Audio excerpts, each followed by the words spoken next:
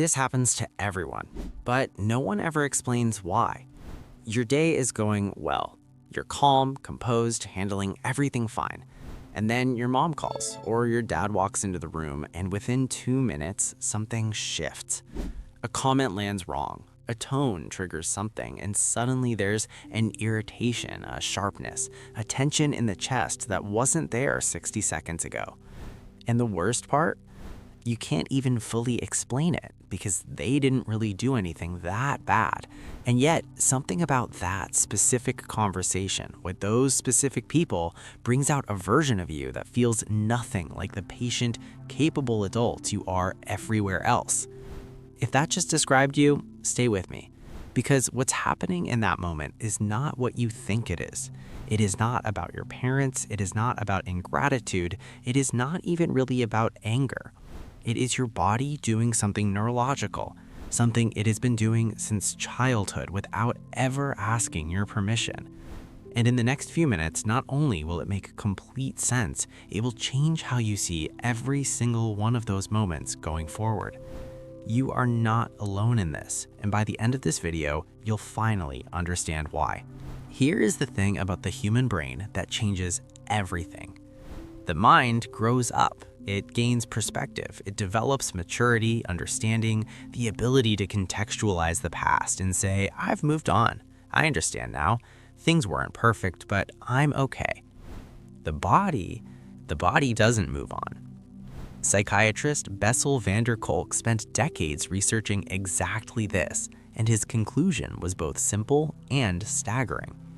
The body archives emotional experiences from childhood in a way that conscious mind can never fully access, override, or simply decide to move past. Every repeated environment from growing up, the tone of a voice, the feeling in the room before a difficult conversation, the weight of an unspoken expectation, gets stored not as a memory but as a physiological pattern, a blueprint the nervous system holds onto and recognizes instantly, even 30 years later. So when an adult walks into a conversation with their parents, the body is not responding to what is happening right now. It is responding to every version of that conversation it has ever had, every old taunt it absorbed, every moment of pressure to always be better, always achieve more, always be enough, every feeling that was swallowed because saying it out loud didn't feel safe. The nervous system doesn't check the calendar. It doesn't register how much time has passed or how much has changed. It recognizes a familiar emotional environment, and it responds exactly the way it was trained to respond the first time that environment appeared. This is the part that explains everything. In any conversation with a parent, there are actually two versions of a person present simultaneously. There is the adult, capable, independent, self-sufficient, the one handling a career, relationships, responsibilities, and the full complexity of adult life with composure and competence every single day. And there is the child, the much earlier version of that same person who grew up in that specific house, absorbed that specific emotional atmosphere, and learned very specific ways to respond to very specific cues from very specific people. Psychology calls what happens next emotional regression, the involuntary return to a younger psychological state, triggered automatically by familiar environmental signals. And it happens to virtually everyone, regardless of age, regardless of maturity, regardless of how much self-awareness or personal development work has been done.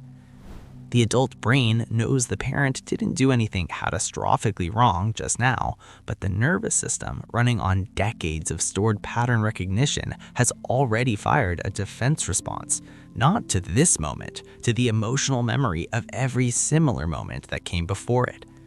This is not immaturity, this is not weakness, this is not ingratitude. This is the nervous system doing exactly what it was designed to do. Protect a person from environments that once felt emotionally unsafe, even when those environments no longer pose any real threat. The anger isn't about now. It almost never is. Here's the part that makes this so hard to interrupt. Because when the anger arrives, it feels completely current, completely justified. It feels like a direct response to this comment, this tone, this specific moment happening right now. The body doesn't offer a historical explanation alongside the emotion. It just delivers the feeling, urgent, present, and apparently entirely reasonable given the circumstances. Neuroscientists call this amygdala hijacking, when the emotional brain fires faster than the reasoning brain can catch up. The entire experience registers as present tense reality, not as a triggered pattern from the past, as a completely justified reaction to right now. So the cycle runs itself.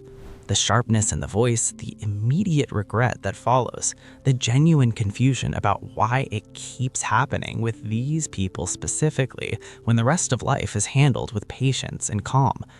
And then the frustration doubling, because the people on the receiving end of that anger are often the same people who are deeply loved, which makes the regret heavier, which makes the dynamic more complicated, which makes the next conversation start with just a little more tension already loaded into it before a single word is spoken. The anger isn't the problem. The unrecognized trigger underneath it is. And until that trigger gets seen clearly, the cycle simply repeats, not because something is broken, but because the nervous system is still running a program that was written decades ago and has never been updated. So here is what actually interrupts the cycle. And it is not a difficult conversation. It is not a dramatic confrontation or a full reconstruction of the past. It starts with something much smaller and far more immediately available. It starts with the pause, and one question inside that pause. The moment irritation begins rising in a conversation with a parent, before the response, before the words that will need an apology later, there is a window. Small, but real. And in that window, instead of asking why are they doing this, ask what is this moment reminding me of? Not what they did wrong just now, not why they always do this, but genuinely, what older, deeper, more familiar feeling is this moment touching underneath the surface? The comment that was never responded to. The pressure to always perform, always achieve, always be more than enough. The version of yourself that needed something once and learned to go quiet instead of asking for it. Because anger is almost never just anger. It's a signal. The nervous system pointing, loudly, urgently, without subtlety, at something that hasn't been seen fully yet. And the moment that something gets named, the anger begins to lose its grip. Not instantly, not perfectly, but the cycle shifts because the body finally receives what it has been asking for all along. Not a reaction, a recognition. There is nothing broken about getting angry around parents. There is nothing ungrateful about it, nothing immature, nothing that makes a person a bad son, a bad daughter, or a bad human being. It is one of the most universal psychological experiences in existence because every person alive grew up somewhere with someone in an emotional environment the body stored without asking permission. And the parents in most of these situations didn't do anything unforgivable, and neither did the child who became the adult now standing in that kitchen getting inexplicably irritated over something that logically should not matter this much. What's happening is the body trying to finish something the past left incomplete. The path forward isn't suppressing the anger. It isn't performing a patience that isn't genuinely felt. It is getting curious, quietly, honestly, about what the anger is actually pointing at. What was never said? What did that child need that the adult is still somewhere underneath everything, quietly waiting for? That question, asked with honesty instead of blame, is where the cycle actually ends. Not with a resolution that wraps everything neatly, not with a single conversation that fixes decades of dynamic, with understanding of the pattern, of the past, and of yourself. Now, one question, and I want you to answer this honestly in the comments. Is there a feeling that only shows up around your parents that doesn't exist anywhere else in your life that you've never been able to fully explain? Name it below because more people are sitting with this quietly than anyone admits. And sometimes just seeing it written out loud is the first step to actually understanding it. And if this video finally gave words to something you felt for years, send it to someone in your family, not as an accusation, as an exclamation. Because sometimes the most important conversations start with understanding, not words.